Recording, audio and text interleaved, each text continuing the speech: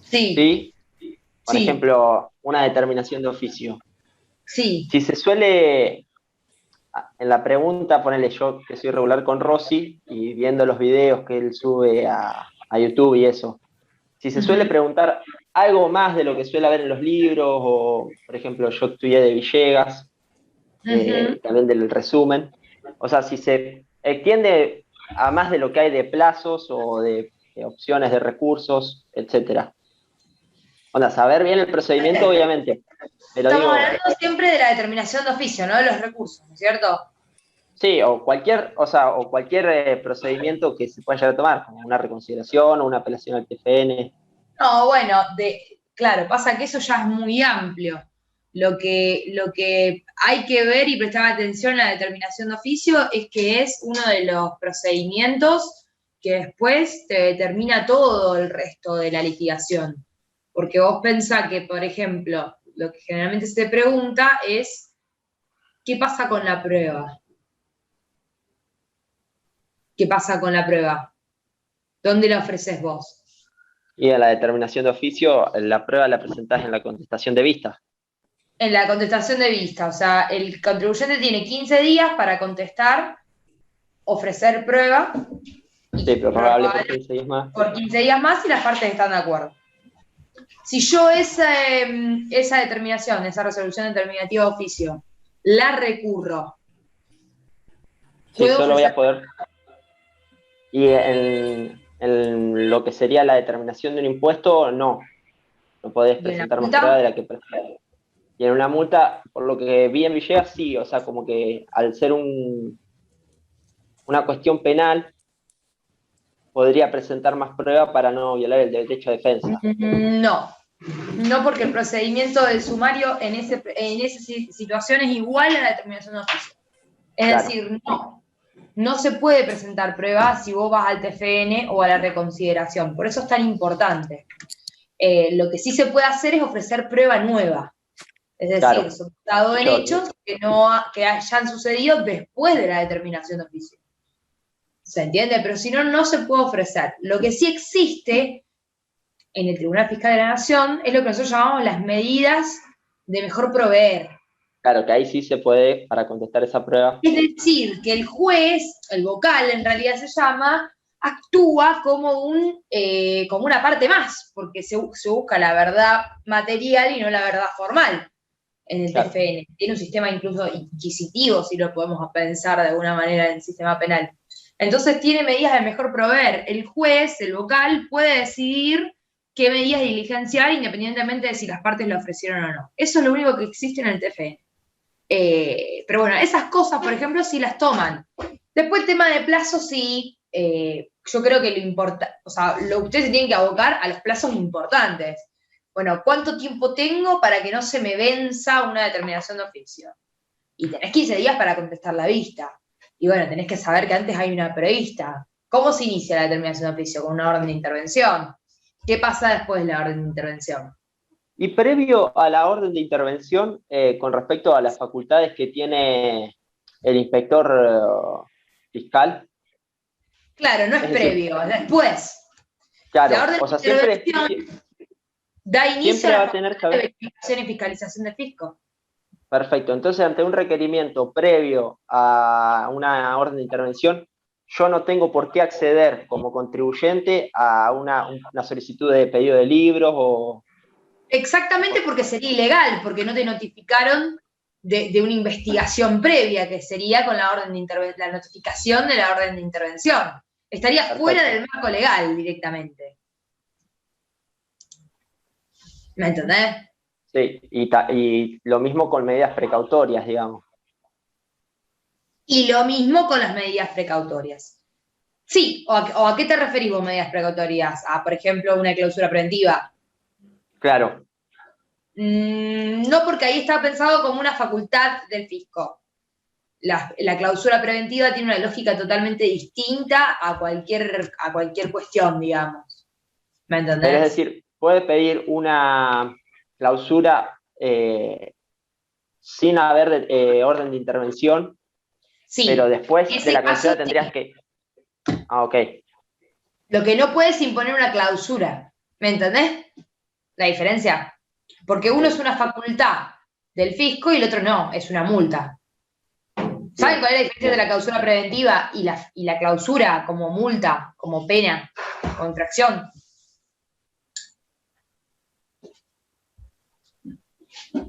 A ver, déjame.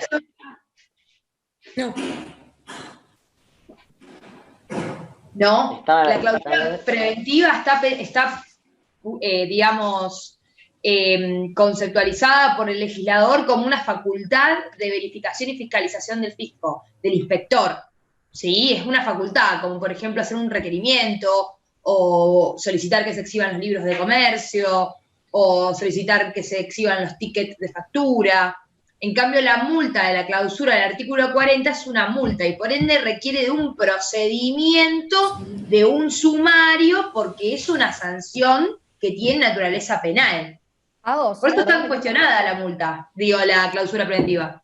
Perdona Sí. que te pregunte. Con respecto a esto del artículo 70 y 71 de la instrucción del sumario, Sí. que en el material como que explicaba, que estaba re bien explicado, pero tenía una duda acerca de que cuando sigue el proceso de determinación de oficio, cuando vos haces la determinación de oficio, que imponés el pago del tributo, exigía el pago del tributo, también se juntan con el tema sancionatorio, porque justamente imponés tanto la multa como el pago del tributo. Claro, O sea, porque ¿qué pasa si en la resolución determinativa de oficio no está? No se cobra. La multa. No se va a cobrar la multa. Claro, porque se entiende No como, procede. Como que no existe. No existe. No lo Ahora, puede después el fisco determinarlo incluso a esa mi multa. duda es, ¿los dos caminos se juntan al final luego de la... En la práctica se notifican conjuntamente. Claro, Son paralelos, son el mismo proceso, digamos. Listo. A vos una en estupidez la total, práctica pero- te notifican la prevista de la determinación con la del sumario a la vez. Con la del sumario a la vez. Perfecto. Porque el listo. procedimiento administrativo es casi igual. Claro, por eso me prestaba confusión a Entonces eso. no tiene sentido, claro, exactamente. En la práctica funcionan como uno solo.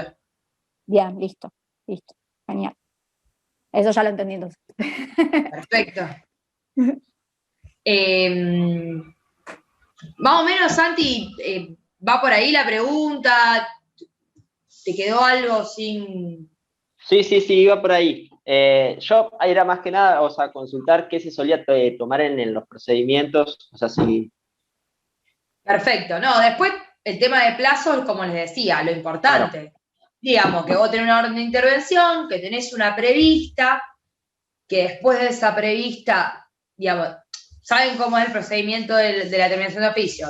Arranca con la orden de intervención, facultad de verificación y fiscalización del fisco.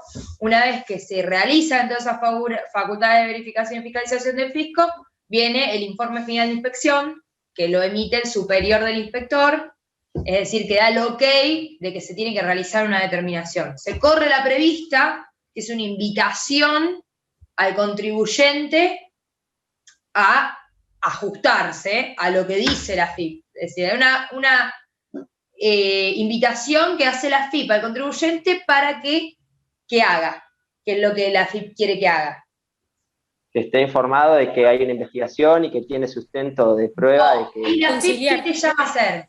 Conciliar. Sí, un acuerdo.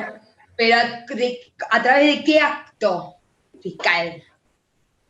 ¿Qué tiene que hacer el contribuyente? Una declaración jurada, rectificativa. Tiene que rectificar la declaración jurada que la FIP le está diciendo que está mal. ¿Por qué? ¿Qué pasa si la FIP rectifica, si a la contribuyente rectifica la declaración jurada? Y hay autodeterminación para el contribuyente y determinación de oficio para el... Ya hay autodeterminación, entonces la FIP no tiene que hacer ninguna determinación de oficio. Claro. ¿Qué pasa si yo, le voy a poner un ejemplo práctico, porque esto suele confundir. ¿Qué pasa si yo soy contribuyente, hago la declaración jurada y no pago? ¿Qué va a hacer la FIP? Soy moroso. Tiene para procedimiento ejecutivo. Bien. Esa es la gran diferencia. no hay determinación de oficio en ese caso. No hay determinación de oficio porque no hay pena por deuda en la Argentina, no existe la pena por deuda. Existe la pena por evadir, o por defraudar al fisco, o por omitir el pago de un impuesto a través de una declaración jurada. Entonces, si yo, rectifico la declaración jurada, el fisco ya no me tiene que hacer más la determinación de oficio. Simplemente lo que va a hacer es realizar el juicio de ejecución fiscal. Entonces, eso es importante.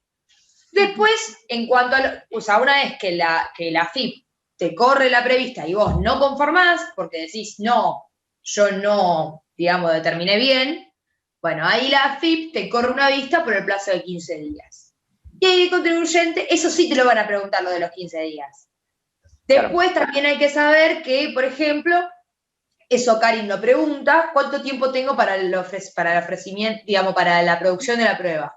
Eso está en el decreto reglamentario, exactamente. Prorrogable con otro.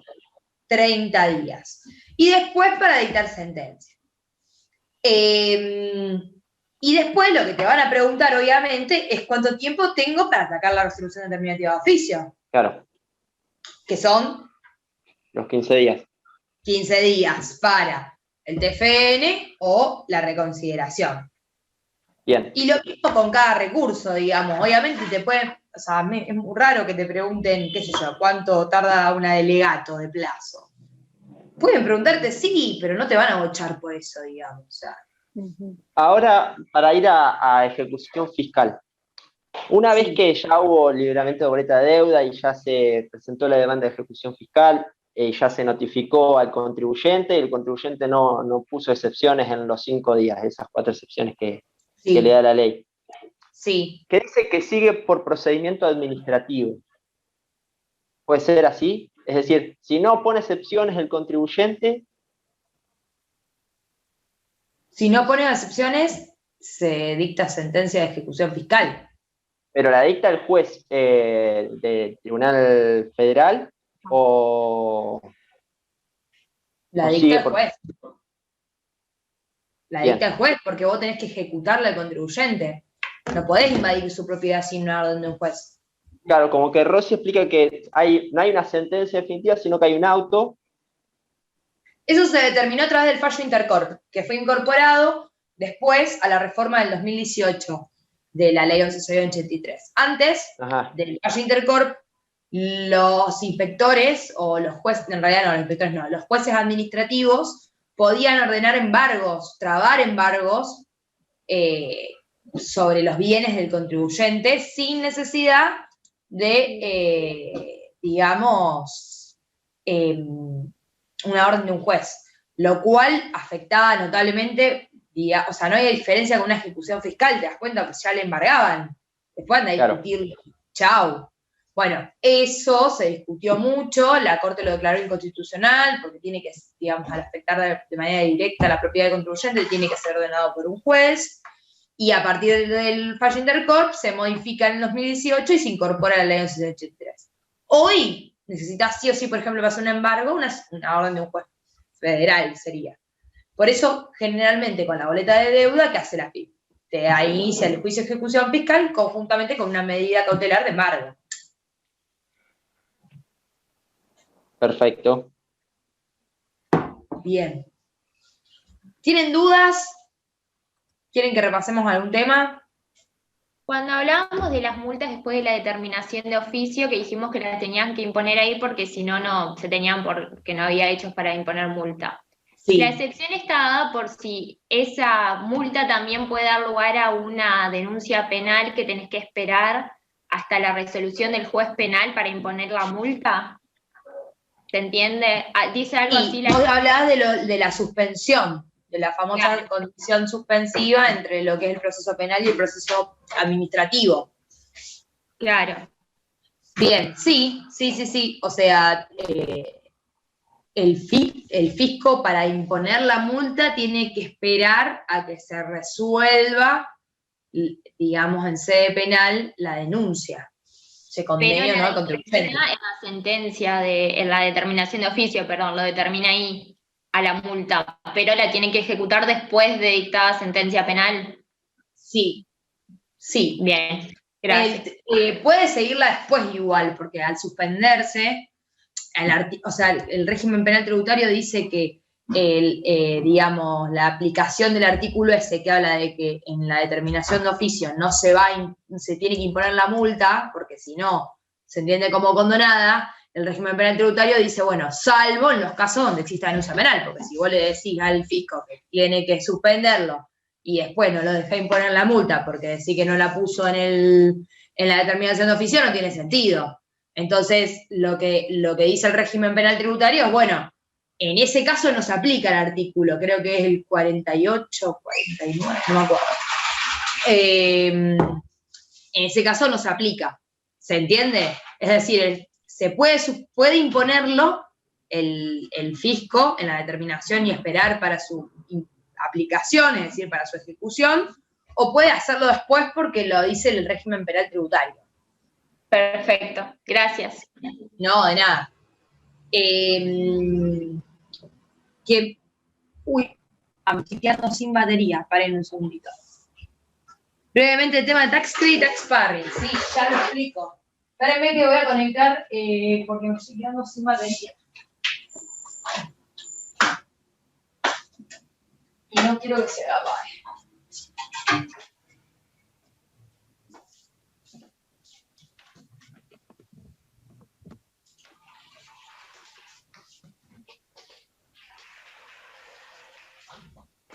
Ahora sí.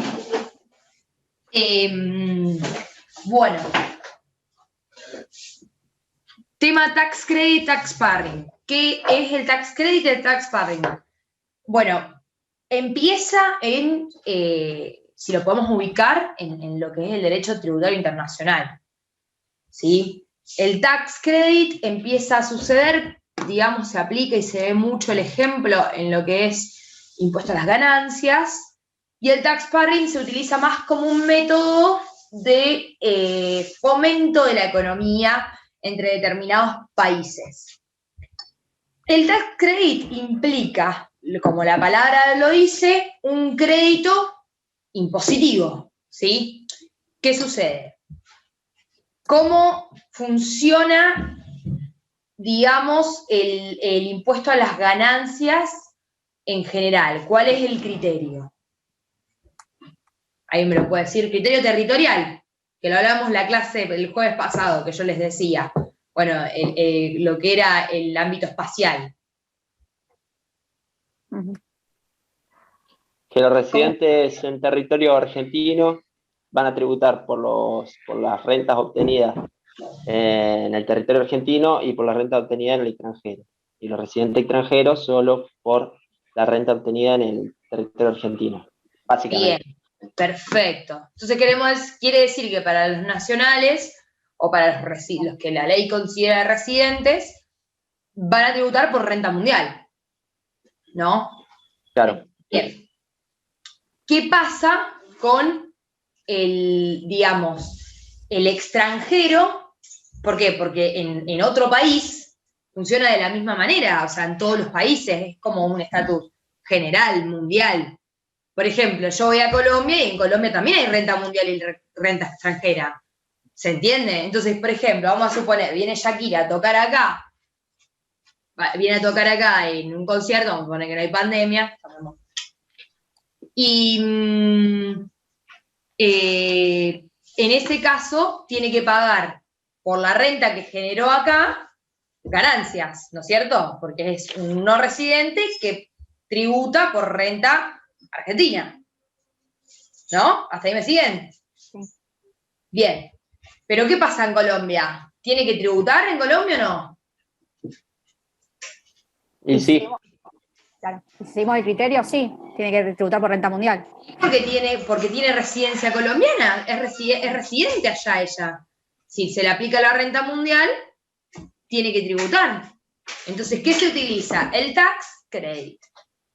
El tax credit implica que cuando existe doble imposición a nivel internacional, el primer lugar donde tenga que pagar le va a servir como una cuenta de pago, digamos, como un crédito de pago, un pago a cuenta se llama, perdón, un pago a cuenta para aplicarlo en el otro país. Entonces, si Shakira tiene que venir acá y tiene que pagar acá, porque primero en el concierto, ¿qué le van a decir en Argentina? No salí de acá hasta que no pague ganancia. Entonces, paga en Argentina, le dan el comprobante y ese comprobante funciona como un pago a cuenta en Colombia. ¿Sí? ¿Qué quiere decir pago a cuenta? ¿Que si pagó acá no va a pagar en Colombia? No. Quiere decir que se descuenta el porcentaje que pagó acá. ¿Por qué? Porque puede ser que en Colombia, de la escala, no tenga que tributar el 20, ponele, o el 25, tiene que tributar el 30. Porque según la ley de impuesto a la ganancia de Colombia, no tributa eso. Tiene otras alícuotas u otra tabla de porcentajes. Entonces, lo que funciona es como un pago a cuenta. Bueno, acá yo ya pagué el 25, me queda pagar el 5 en Colombia. ¿Se entiende más o menos cómo funciona el tax credit? A vos, perdón que te haga una pregunta acá.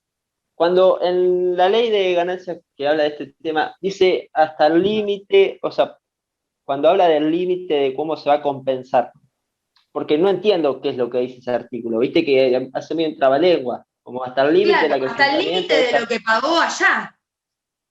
Si lo haces al revés, vamos a suponer al revés, no sé, Lali Espósito va a tocar a Colombia y allá tiene que tributar por una alícuota del 25%. Paga el 25%, le dan el ticket, perfecto. Llega acá y le dicen, no, mirá, vos acá no tenías que pagar el 25%, tenías que pagar el 30%, porque según nuestra ley de impuesto a la ganancia, a vos te aplica una alícuota del 30%. Entonces, ¿qué hace Lali? Puede descontar hasta el límite de lo que ella pagó allá.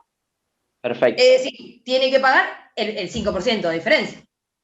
Si paga más ganancias allá, o sea, allá hay un impuesto a la ganancia de 30% y acá hay un 25%. Se cagó, básicamente. Listo. Claro, perdió plata. No tiene que pagar nada, pero no se lo van a devolver al 5%. Perfecto. Claro. Bien. Y el tax parring funciona como para evitar la doble imposición a nivel internacional, pero es un convenio que puede ser bi o multilateral que se hace entre distintos países, con el fin de fomentar determinada producción o determinado sector de la economía. Entonces, lo que se hace es establecer que puede ser para, digamos, cualquier cuestión que pase entre China y Argentina, por ejemplo, porque me acordé de que, por ejemplo, con China existe tax parring, se hace un convenio de tax parring. Entonces, ¿qué pasa ahí? Se establece que digamos, lo que vos tributaste en China, acá se va a valer como que lo pagaste. Es equivalente, digamos. Si allá pagaste el 10% y acá tenía que pagar el 30%, te equivale a pagado. Si vos tenías que allá está exento y no pagaste nada y acá tenías que pagar, equivale a pagado, porque se llama tax parring. Esa es la gran diferencia entre el tax credit y el tax parring. El tax credit es un pago a cuenta, es un crédito impositivo que se te descuenta. El tax parring no, es una equivalencia entre un sistema impositivo y el otro. Entonces, directamente, si vos tenías que pagar el 20, el 15, el 30, si lo pagás en un país, se entiende pagado en el otro, aunque incluso estés exento. Genial. Se reentiende así. Bien, bien, bueno, buenísimo, buenísimo. ¿Se entendió para la chica que me preguntaba, para Magalí? Que creo que está todavía, sí. Perfecto, bueno, buenísimo. ¿Otras preguntas? Yo tengo una duda respecto a la superposición de una infracción con un delito. Como por ejemplo en el caso del aprovechamiento indebido de tributos para los agentes de retención y percepción. Es como que se me confunde un poco. Si los... ¿Vos querés saber si se pueden imponer ambos? Claro. Sí, la Corte dijo que sí porque los bienes jurídicos tutelados son distintos. Penalmente es un error. O sea, si lo pensamos penalmente, hay una doble, digamos, imposición sobre un mismo hecho, que ambos tienen naturaleza penal. La Corte estableció en distintos fallos que en realidad el bien jurídico tutelado es distinto, porque en uno el bien jurídico es el de los delitos económicos, digamos, en relación al delito en sí. En cambio, en lo que es la parte infraccional, tiene que ver con un bien jurídico más bien respecto de las facultades de verificación y fiscalización del fisco o de recaudación, de la recaudación, eso dependiendo si es una infracción material o una infracción formal. Pero además le agrega a la Corte en que, si bien la naturaleza es penal, las instancias son distintas. Es decir, uno es una instancia, judicial, en donde sería todas las formalidades y demás que establece en la Constitución y todos los principios constitucionales penales, y una instancia que es administrativa, que sería el de las infracciones. Entonces, como que hace esa gran distinción y dice, bueno, no, son instancias distintas, entonces se pueden aplicar ambos. ¿Qué sé yo? Es una interpretación un poco...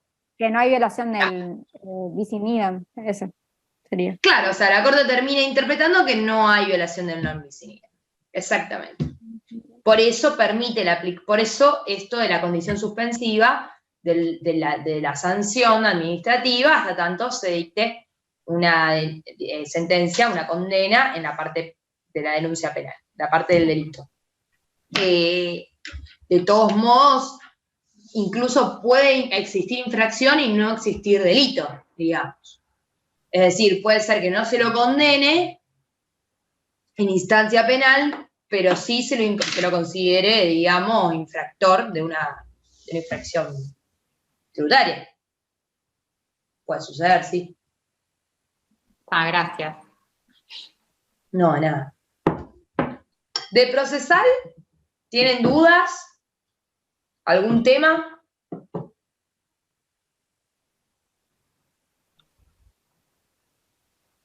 ¿No?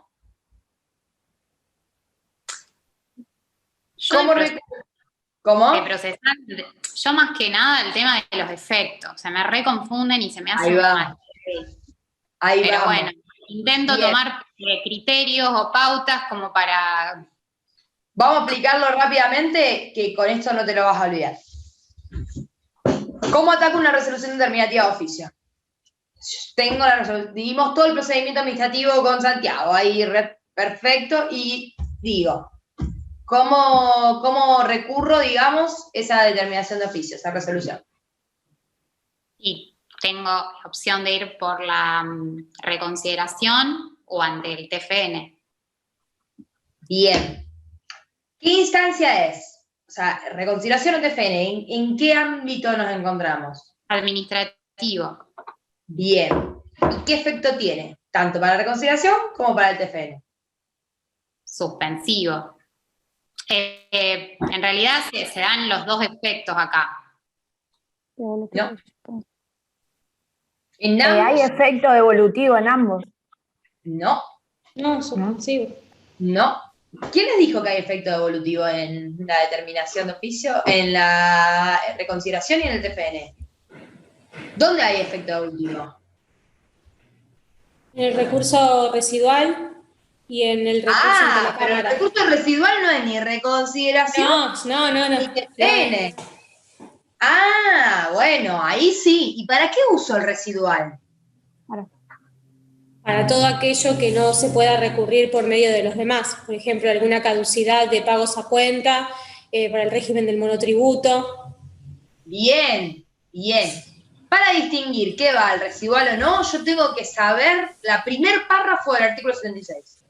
Y lo más importante, porque el artículo 76 te delimita qué es lo que puede ir por reconsideración o por TFN. Lo que no va ahí, va al residual. Entonces, ¿qué dice el artículo 76? Que yo puedo recurrir determinaciones de tributos sea, determinaciones impositivas, imposiciones de multas o sanciones y reclamos administrativos por repetición. Por reclamo de repetición. Y le agregamos, nosotros, no lo dice, pero sí la jurisprudencia del TFN, la queja, la famosa queja, ¿sí? El amparo por queja o por mora. Esas 4 cosas, ustedes saben que va a ir a la reconsideración o al TFN. Si no determina el tributo, si no impone una sanción y si no es repetición, no va a ir nunca a la reconsideración ni al TFN, va a ir al residual. ¿Se entiende? Entonces, por ejemplo, ¿por qué digo esto? Porque el último párrafo del artículo 76 hace una enumeración de 6 ítems respecto de lo que no va al TFN. Entonces, como decía Sabrina, lo que es, por ejemplo, los planes de caducidades de pago y demora, la recategorización del monotributo o la exclusión del monotributo o... intereses y anticipos. Sí, pero ¿qué pasa con los intereses y anticipos? ¿Son determinativos de la materia impositiva? ¿Qué te parece a vos? No, que no. ¿No? Si yo discuto un interés o un anticipo, el anticipo no es impositivo. Sí. Entonces, quizás no vaya al TFN, pero pueda ir a la reconsideración. Ah, bien. ¿Se entiende? Sí. ¿Por qué? Porque sí es, de alguna manera, impositivo. De hecho, todo lo que es discusión de intereses suele ir a la reconsideración. ¿Y por qué es preferible la reconsideración que ante la misma FIP que un recurso residual? El efecto suspensivo. Exactamente. ¿No? Exactamente. Porque tiene efecto suspensivo, es decir, hasta que vos no termine algo definitivo, lo podés seguir discutiendo sin necesidad de que se aplique. Entonces ya es otra cuestión. ¿Sí? Ahora, ¿cuándo terminamos con esto del efecto suspensivo para el efecto devolutivo? Cuando pasamos a la instancia judicial. Cuando pasamos a la instancia judicial, se termina el efecto suspensivo. Esa es la clave para entender los efectos. Salvo el residual, que tiene efecto devolutivo per se, porque lo dice el decreto reglamentario, el resto, tanto el reconsideración como la apelación ante el TFN, pasan a tener efecto devolutivo cuando pasan a la instancia judicial. Ejemplo, la apelación ante el TFN, ¿cómo se recurre? Por medio del recurso de revisión y apelación limitada. Y es devolutivo para los impuestos y suspensivo para las multas. Siempre suspensivo para la multa. En cualquier instancia. Siempre. Sea el TFN, la reconsideración, el residual, no porque no va al residual. No tiene competencia para resolver multas.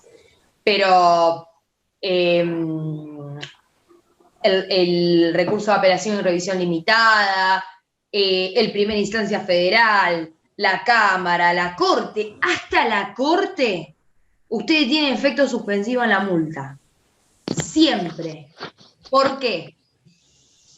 Por la aplicación de los principios penales en las infracciones, por el indubio pro reo. Exactamente, porque la Corte determinó en su jurisprudencia que las infracciones tienen naturaleza penal. ¿Sí? Ese es el famoso fallo, Lapidus, perdón, sí me salió. Es el famoso fallo Lapidus, en el cual se entendió que las infracciones tienen naturaleza penal. Por eso siempre tiene efecto suspensivo la multa. Y es una aplicación jurisprudencial esto. Puede ser que no lo diga. Después, el resto, todo lo que es impositivo, cuando pasa a la instancia judicial, tiene efecto devolutivo. Por ejemplo, en el recurso de revisión y apelación limitada, se ve claramente. Y después la Corte también. Y si optamos por la reconsideración, ¿qué pasa si optamos por la reconsideración? ¿Qué hago después? Se agota la instancia administrativa. Exactamente, no tengo recurso ahí. No tengo recurso. Voy directamente ¿a dónde? A la justicia federal, al juez de primera instancia. Al juez de primera instancia federal, exactamente. Si es un tributo, ¿qué interpongo? Repetición. Repetición.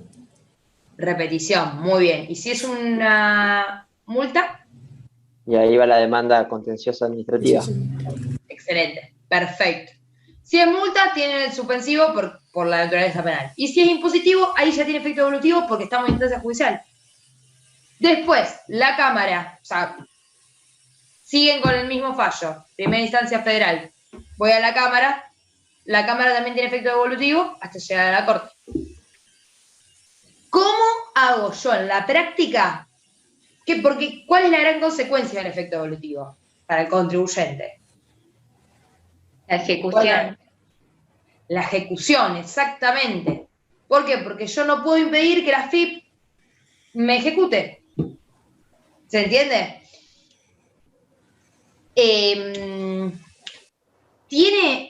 Esto es importante, ¿tiene solver repete? ¿Hay solver repete en ese caso? No, porque En el no TFN sería no. un requisito de procedibilidad. Es un efecto.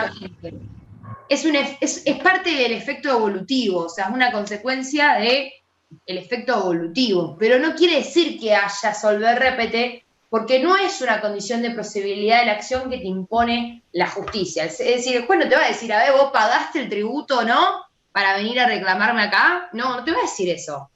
Pero sí, vos te expones a que, digamos, te ejecuten. ¿Cómo lo evitás en la práctica? A través de una medida de no innovar. Es decir, vos en la práctica que haces, metés la demanda de repetición junto con una medida cautelar de no innovar. Que ya muchos jueces acá en el Federal de Rosario lo están empezando a dar. Entonces, ¿qué dice? Bueno, te notifica el juez de que la AFIP no puede iniciar la ejecución fiscal hasta que tanto no termine el proceso judicial. Y ya está, listo. O sea, ese plus del efecto suspensivo se lo agregás con una medida cautelar. ¿Hasta ahí quedó claro más o menos el tema de los efectos? Sí. Es fácil. Cuando está en instancia administrativa es suspensivo siempre. Cuando está en instancia judicial es suspensivo para la multa, devolutivo para el tributo.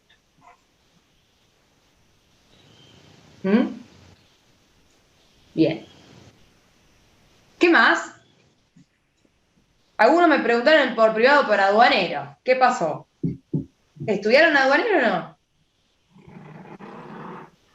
No sé, para el Está bien. Bueno, repásenlo. De aduanero, lo importante es saber que la parte procesal de determinación es casi igual a lo que es, digamos, la materia impositiva, porque de hecho podés ir al TFN, porque el TFN tiene vocales de especializados en materia aduanera, son 4 y 3 salas. Y después saber lo que son las destinaciones. Destinación de exportación para consumo, destinación de exportación para, como es, provisoria, de tránsito, destinación de importación para consumo. Esas son las destinaciones. Y después los impuestos, es decir, los derechos de exportación e importación. Y ahí tenés el drawback, el compensador de precios, tenés los derechos de exportación y tenés, no me sale ahora, drawback y el otro nombre en inglés que no me va a salir. El dumping. Anti-dumping. Anti-dumping. Esos son los 4 que generalmente preguntan. Y después, les pueden preguntar algo de contrabando seguramente porque es una de las infracciones aduaneras más grandes, digamos. Escúchame, aparte de lo que está en el material que vos armaste, ¿hay que estudiar más de eso con respecto a aduanero o puedo decir con eso alcanzaría? ¿Está todo lo que nos No, muestra? porque de aduanero nosotros ahí pusimos la ficha entera de Roxana. Gómez de Richón, listo. lo que da en la clase. O sea, No. técnicamente. Sí, es técnicamente lo mismo, básicamente, Lo que lo mismo. que da en la Bueno, clase. listo. Porque hay como unos videos que Rosy subió sobre aduanero y no sabía, viste, capaz los veo para tener una noción más, pero Sí, quizás después, sea lo mismo de lo que explicamos, digamos, ahí en el material. en el material, sí, en la ficha que da Roxana, o sea, quizás sea simplemente explicar eso. La verdad que no los vi, no te sé decir, pero... Sí, debe ser lo mismo, por eso. ¿Viste? Sí, Se queda uno más tranquilo. sí. Yo creo que de aduanero, bueno, le pueden preguntar eso que yo les dije. Más de eso no van a salir. Si le preguntan sobre, no determinación, pero cómo recurrir materia aduanera, piénsenlo, no se desesperen, porque en realidad es casi igual, creo que es igual que, digamos, que un tributo. Así que, porque a veces preguntan esas cosas y usted está como, ¡oh, no! ¿Cómo hago ahora? ¿Cómo se recurre a un tributo aduanero? Y no, en realidad es más de lo mismo que lo que ya sabían de la parte impositiva, digamos, porque sigue el mismo curso, vos podés hacer la reconsideración, nada más que frente a la DGI va a ser frente a la DGA, y podés interponer la apelación ante TFN, entonces es lo mismo, ¿se entiende? Después, la repetición también tiene los mismos requisitos. Entonces, en ese sentido, digamos, no hay muchas complicaciones. Bien. ¿Otra pregunta?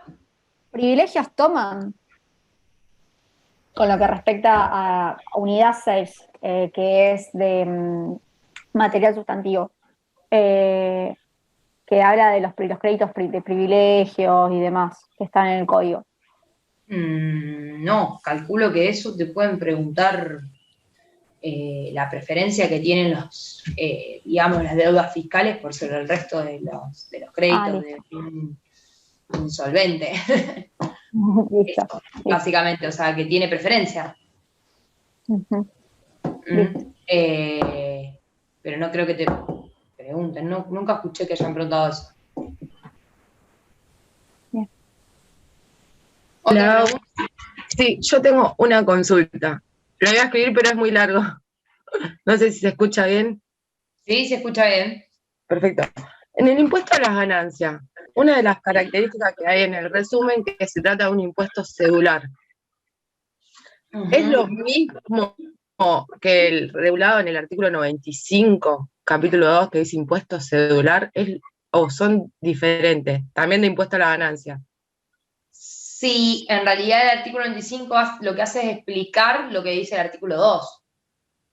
El impuesto cedular está en el artículo 2. Después perfecto. Abre el artículo 95, pero creo que lo explica. No sé si vos tuviste la clase pasada del jueves. No puedo asistir. Bueno, vas rápidamente.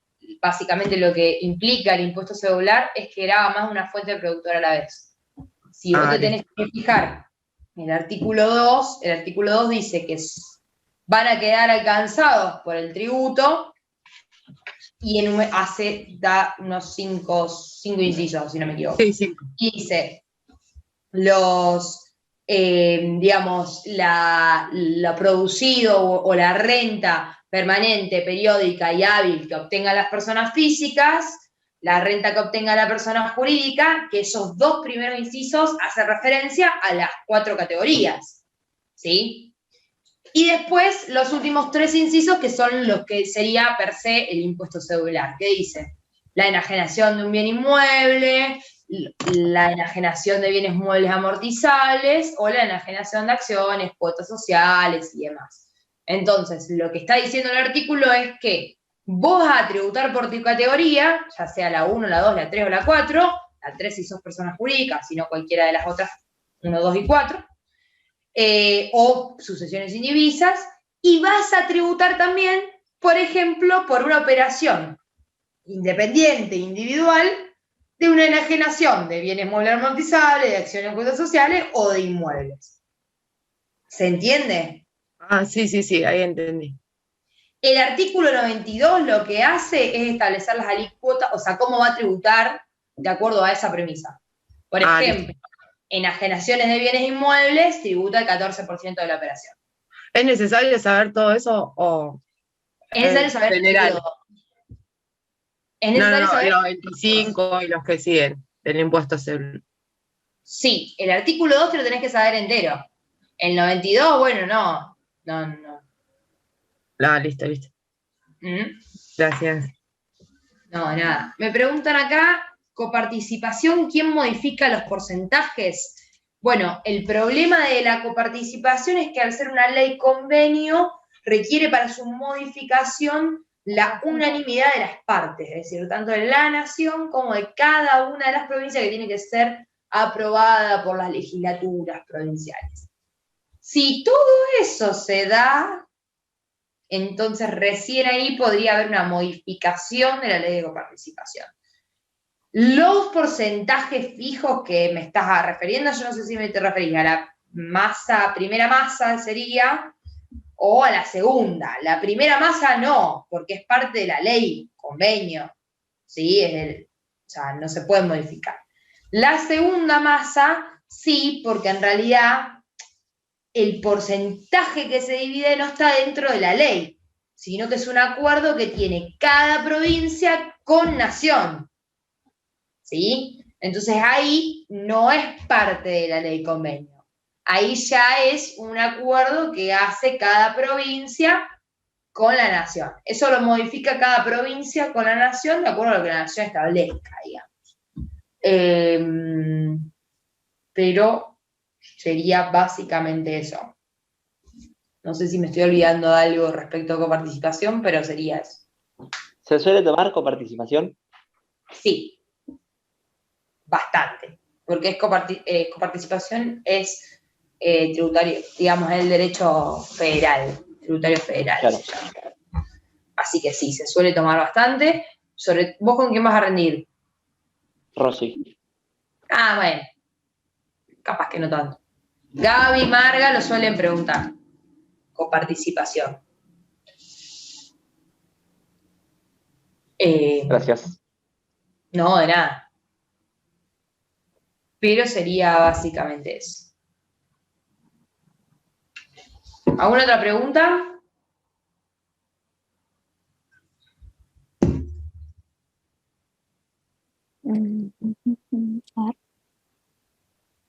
¿No?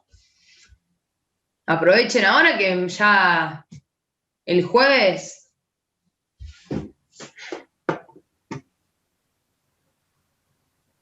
Vamos, tiene que haber más preguntas. ¿Impuestos municipales? No, muy poco probable. Impuestos municipales. No toman. No, ¿Qué sé yo? provinciales. Marga te puede preguntar TGI, qué sé yo. Pero medio raro, ¿no? Si no toman impuestos municipales.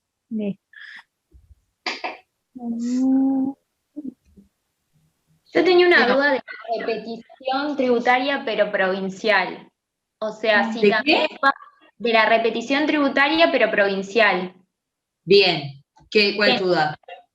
O sea, tenés que hacer, si es voluntario o no es a requerimiento, tenés que hacer el reclamo ante la API, y en caso contrario, si hubiera sido a requerimiento, que presentás una acción de repetición. Exactamente. Pero ¿qué pasa con la provincia?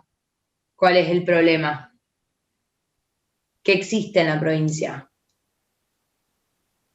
El solver repete existe en la provincia. Es el único caso de solver repete de la Argentina, básicamente. El solver repete, ¿cuándo? Cuando llegas a quién. Para apelar al gobernador. El jerárquico ante gobernador, exactamente. Ajá. Vos, o sea, haces el procedimiento que dice Micaela, hacen la repetición, te dicen que no, apelación ante el, digamos, el director de la API sería. Y ahí te dicen que no, y cuando vas al gobernador para votar la instancia administrativa, te requieren el pago del tributo. Y después se fijan si te lo devuelven. Así como les digo. Terrible. Pero bueno. Así que esa es una gran pregunta, Mica. Genial, gracias. De nada. ¿Qué más? ¿Tiene alguna otra pregunta?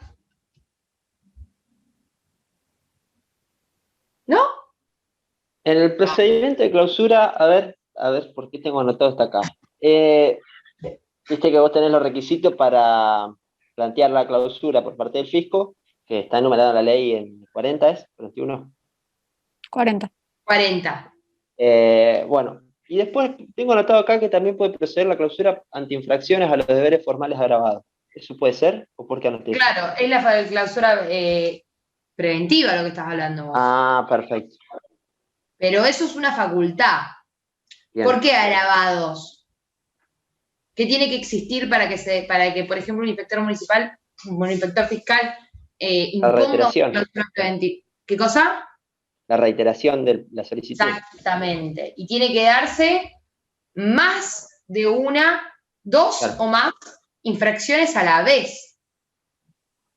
Es una figura recontra agravada, no agravada. Bien. Lo que sí, claro, sí. la clausura es una infracción formal agravada, la multa, como multa. ¿Sí? Eso también es una infracción formal agravada. Perfecto. Capaz que te referís a eso. Es una infracción formal agravada, ¿por qué? ¿Qué dijo la Corte? Porque el bien jurídico tutelado es el mercado. Es ambos. Es el bien jurídico formal, digamos, de las infracciones formales, que es, digamos, la protección de las facultades de verificación y fiscalización del fisco, o el cumplimiento de esas facultades, pero también a la vez la Corte agrega que hay un doble bien jurídico tutelado, que es el mercado en sentido dinámico. Es decir, busca proteger el mercado en sentido dinámico de lo que sería el mercado negro. ¿Esto puede ser que esté en el fallo Mickey? Claro, lo que sí. Ah, está bien. Es el que sentó la jurisprudencia de la Corte en relación a eso. Sí. ¿Qué más? Me preguntó alguien por acá si bienes personales suelen tomar. Sí. Sí, suelen tomar bienes personales. Puedo dar una pregunta bien. Yo personalmente no la hago porque me hace un tributo medio pedorro. Pero suelen hacerlo. ¿Cuál es el monto que se tiene que superar? ¿Era el 1.500.000 o ya subió eso? ¿De qué estamos hablando? De bienes personales. No Que me tus acuerdo. bienes sean superiores, ¿no? No me acuerdo, pero a ver, vamos a buscarlo. El hecho imponible es tener bienes Al 31 de superiores a diciembre. bienes valuables superiores a determinado monto. Y la misma ley establece un régimen espérenme que lo estoy buscando, un régimen de evaluación, es decir, entiende de acuerdo a tus bienes cuánto representan esos bienes. Y lo va estableciendo la misma ley.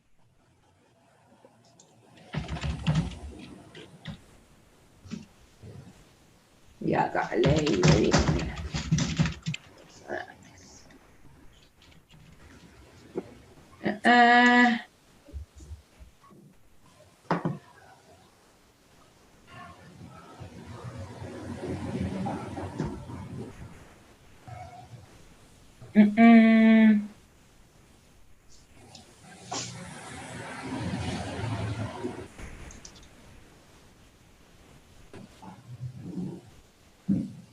Exento del impuesto.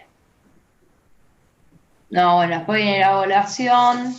Creo que igual si no estarán alcanzados por el impuesto.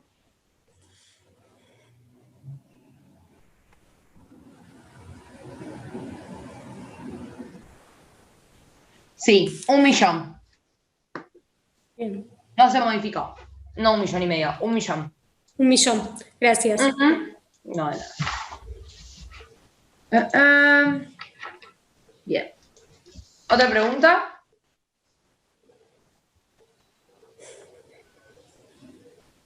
¿No?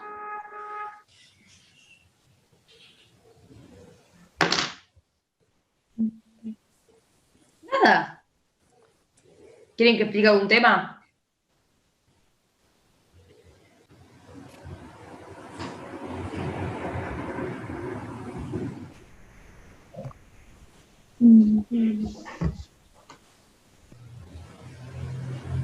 ¿No?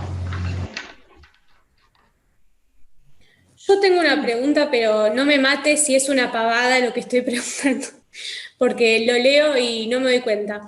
Cuando la determinación tributaria te dice que tiene efecto declarativo, no crea nada. No, decir que tiene efecto constitutivo, ¿el efecto constitutivo se da cuando se produce el hecho imponible o no? Vos me estás preguntando si tiene efecto de constitutivo o declarativo, ¿qué cosa? ¿La determinación? La determinación. La determinación tiene efecto constitutivo porque de alguna manera determina el tributo.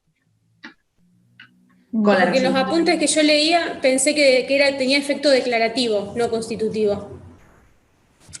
Claro, porque supuestamente no es que lo que permite la determinación es la cuantificación, pero que el hecho imponible da nacimiento. Claro, ya entendí lo que vos me querés decir. No, está bien.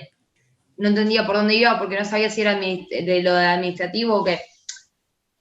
Claro, tiene razón Lucha. En realidad no es constitutivo porque lo constitutivo lo hace el hecho imponible. El que constituye la deuda o el tributo es el hecho imponible, es la realización fáctica del hecho imponible. En realidad la determinación hace la resolución determinativa de oficio, tiene efecto declarativo, porque no constituye el tributo, simplemente lo cuantifica. Bien. ¿Sí? Gracias. No, de nada. Bien. Si nadie tiene una consulta, a ver si podíamos hablar del artículo 65, la suspensión de la prescripción. Uf, qué tema. Vamos que sé que lo toman bastante. Y no me cierra, o sea, no sé si quieren que hablemos de todo o de la duda que yo tengo puntualmente. ¿Cuál es tu duda? A ver, y vemos. Que el artículo 65 dice: se suspenderá por un año el curso de la prescripción de las acciones y poderes fiscales. Y bueno, el inciso A dice la fecha de intimación administrativa de pago de tributo determinado, que ese sería un supuesto, y el otro supuesto es cuando mediare recurso de apelación ante el Tribunal Fiscal de la Nación, la suspensión hasta el importe del tributo liquidado se prolongará hasta 90 días después de la notificación de la sentencia del mismo. Quiere decir que después de la resolución de la apelación ante el TFN, tenés sería hasta un año 90. Se completa un año y 90 días o 90 días directamente después de la resolución. No, dura todo el tiempo de la apelación del TFN hasta 90 días después. Perfecto. Después de notificada. Sí. Así. Exactamente. Porque en realidad lo del un año no está hablando de la apelación.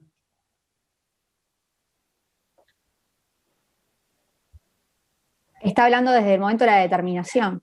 Exactamente.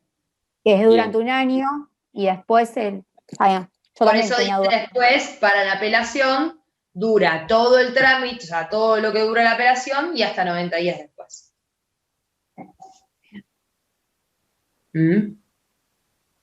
Y claro, y la determinación sería desde la intimación, sin importar si se resolvió antes o después de un año. ¿De qué estabas hablando? ¿De la determinación de oficio? Sí. Y no, intimación administrativa de pago de tributo determinado. Desde que te notifican la resolución. Bien. La resolución determinativa de oficio. Perfecto. Bien, bien. ¿Tienen alguna otra pregunta? Para mí era un chino esto, que dice, de vuelta en la parte de lo que es suspensión de las prescripciones, en la parte que habla sobre la prescripción de la acción administrativa, que explica que remita a otras leyes. Esto la verdad que yo no lo estudié bien. que dice, se suspenderá mientras dure el procedimiento en sede administrativa, contencioso administrativo y judicial. Y desde la notificación de la vista en el caso de determinación. ¿Qué artículo es? Ahí te digo, creo que es el 65 también. Sí, el 65, el inciso C. ¿Por qué 65 no lo tengo? ¿Inciso C? Inciso C. El inciso B dice contrasentencias, las sentencias, y el inciso C sería.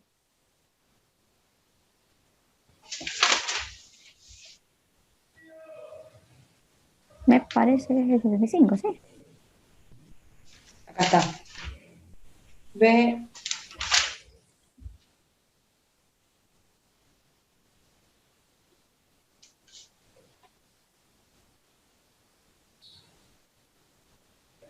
Ah, porque habla de la suspensión. O sea, cómo va, o sea, vos tenés que, acá habla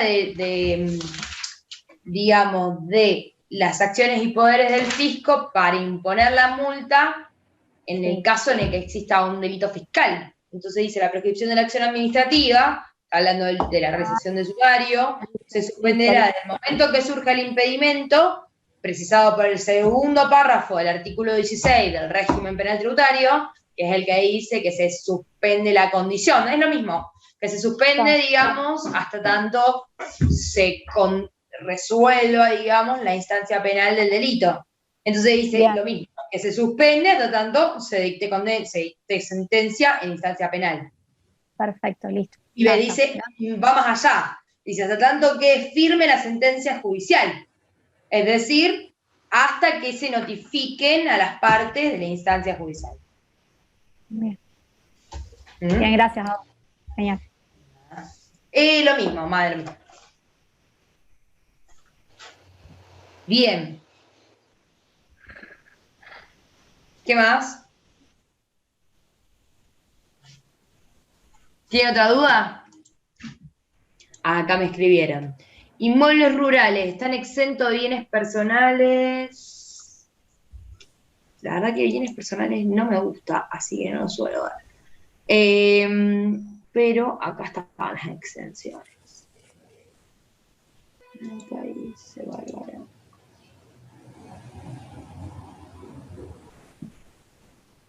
Acá.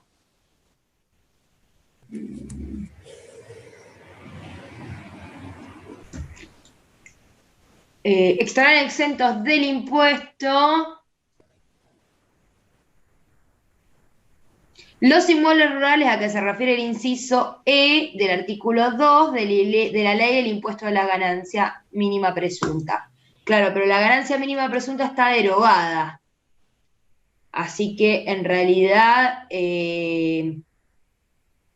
sí, yo diría que están exentos los bienes rurales, tomando como base ese concepto, más allá de que, digamos, la ganancia mínima presunta esté derogada. O sea, lo conceptual. ¿Qué considera el artículo 2 de la ley de la ganancia mínima presunta como inmuebles rurales? Pero sí, estarían exentos. Ah, yo lo tenía eso, ahora que me hiciste acordar. Sí, están exentos los inmuebles rurales así. No, están exentos.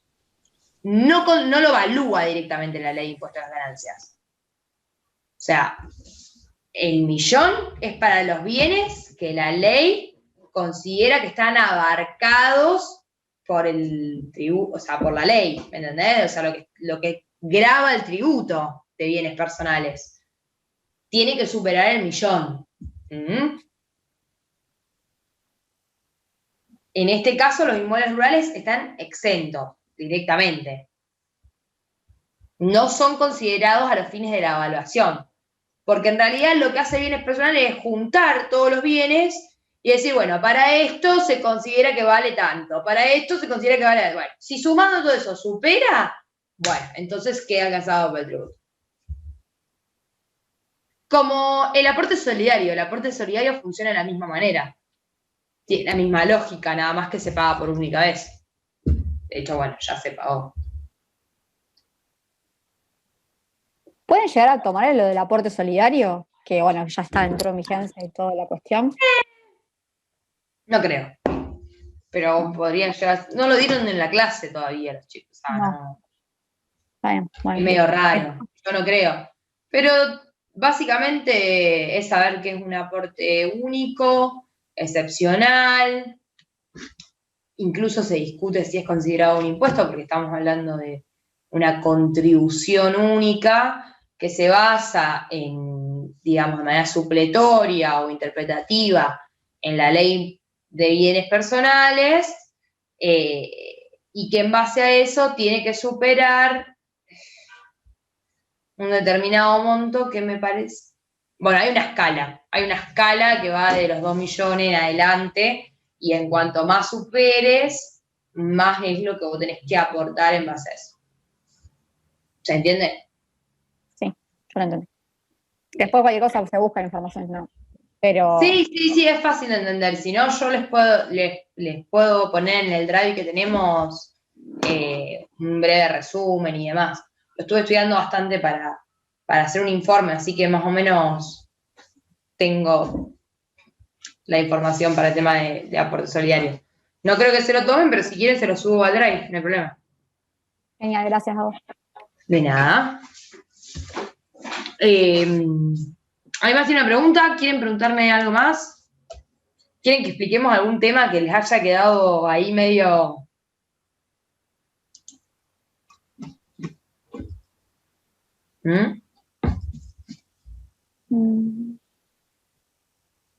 ¿No tienen más dudas?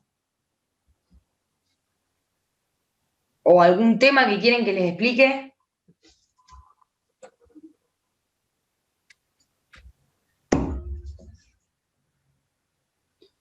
Acceder al drive.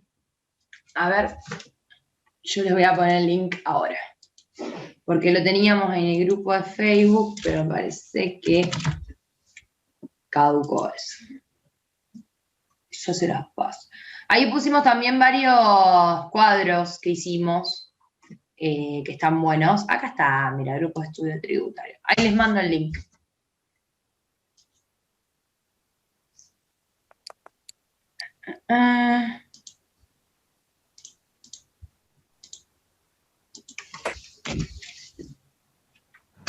Ahí está, ¿lo pueden ver el link? Sí, ahora. Lo que me faltaría subir es el resumen actualizado, que lo vamos a hacer ahora.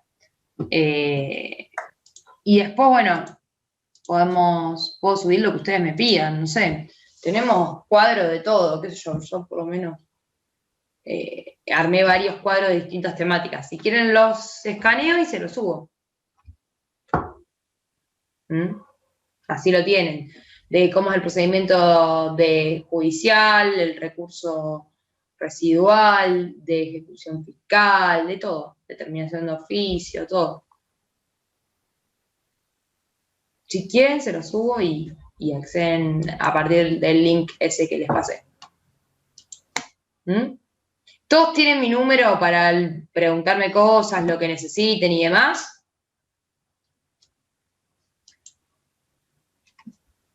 Sí, yo sí. Bueno, buenísimo. Bueno. Si no tienen más preguntas, terminamos, pero si no, yo me quedo explicando lo que quieran. ¿Cuáles son los recursos que agota la vía administrativa? Y la reconsideración y la apelación. Ambos son los que agotan la vía administrativa. Y en el caso de que no sea una determinación, una imposición de tributo, de multa o una repetición, lo que agota la vía administrativa sería el recurso residual.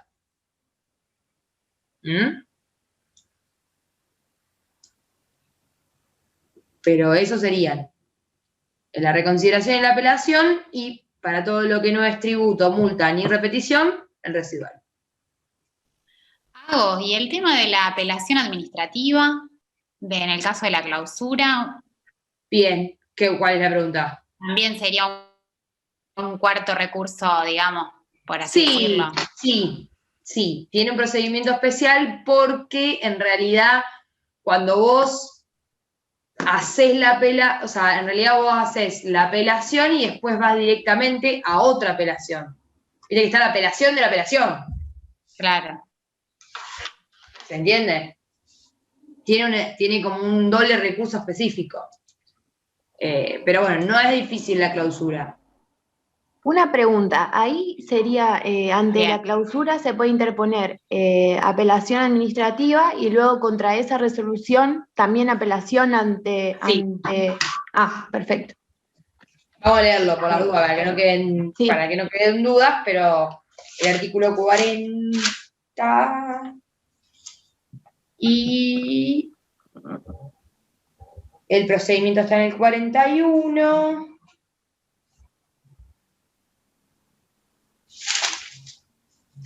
Y dice,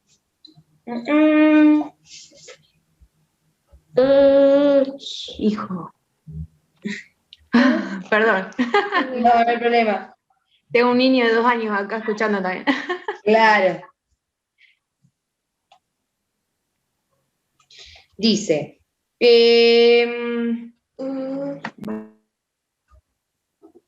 no, ¿dónde está el artículo que habla de la... El 77 creo que es. 70? 77. El de la clausura preventiva. Claro, no, pero eso es de la clausura preventiva. Ese. Acá es... Acá, perdón, no, sí, tiene razón, Lucha. La sanción de clausura y de suspensión de matrícula, licencia, inscripción, serán recurribles entre los 5 días por apelación administrativa ante los funcionarios superiores que designa la FIP, que deberán expedirse en un plazo no mayor a 10 días. Hasta ahí vamos bien, apelación administrativa ante el superior que designa la FIP. La resolución a que se refiere el párrafo anterior, es decir, la resolución de la apelación administrativa, será recurrible por recurso de apelación ante los juzgados en lo penal económico de la Cava y los juzgados federales del resto de la República. Es decir, vos tenés la apelación administrativa que resuelve el superior de la FIP y contra eso tenés recurso de reconsideración directo contra los jueces federales de primera instancia acá y penal económico para lo que es Cava. Perfecto, mil gracias. No, de nada, pero te quiero decir que tiene un recurso de apelación específico. No va en contencioso administrativo ni nada. Va a ese recurso. Los efectos de este recurso, tiene efecto suspensivo, ¿no? Siempre, porque es multa. Multa, claro, listo. Siempre. No importa lo que sea de multa, siempre va a tener efecto suspensivo. Genial. Bien. ¿Tienen alguna otra duda? ¿Qué más?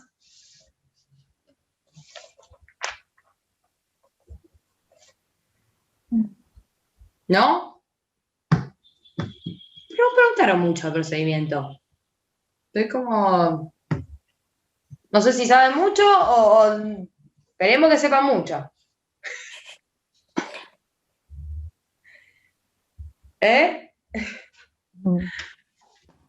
Bueno, ¿tienen alguna otra consulta o algún otro tema que quieren que explique en particular? Si querés, hago otra consulta.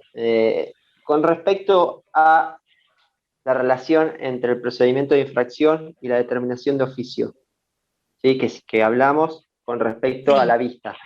Sí. ¿Siempre va a tener que esperar a la vista el procedimiento de infracción? Es decir, el artículo 70. Es que van juntos. Se notifican conjuntamente todo. La prevista, la vista, todo. En la práctica funciona así. Te llega una notificación donde dice determinación de oficio positiva tanto, y atrás dice sumario por la multa tanto, quit del contribuyente tanto, domicilio fiscal tanto, por el delito, por la infracción de, no sé, omisión dispuesto por no haber realizado la declaración jurada del periodo 2017 de impuesto a las ganancias. Así. Uno al lado de otro. ¿Se tramitan juntos o después se separan? Puede existir 2 expedientes distintos y que después en la determinación de oficio se incluya la multa, o pueden existir en la mismo expediente. Listo. Es decir, vos puede ser que al momento de contestar la vista tengas que contestar también lo que sería la Es la determinación de la regla. multa. Generalmente en la práctica sucede eso. Bien. Contestar todo. Perfecto. Bueno, gracias. No, de nada. ¿Tienen algo más?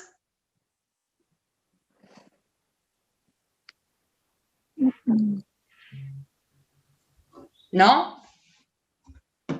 Bueno, todos tienen mi número por las dudas. ¿Quieren que lo vuelva a dejar en el chat por si quieren preguntarme algo antes del jueves? Dale, si querés anotarlo en el chat. Dale. Yo no tengo problema. Me escriben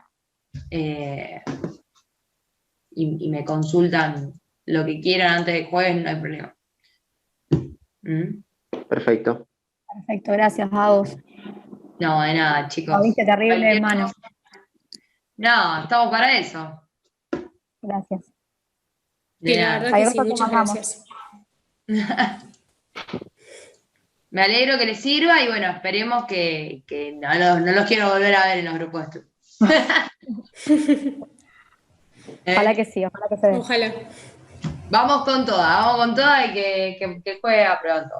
Bueno. Dale. Un Cualquier besito cosa grande. me escriben, no hay problema. Dale, gracias. Gracias. Nos vemos. Adiós. Chao. Chao.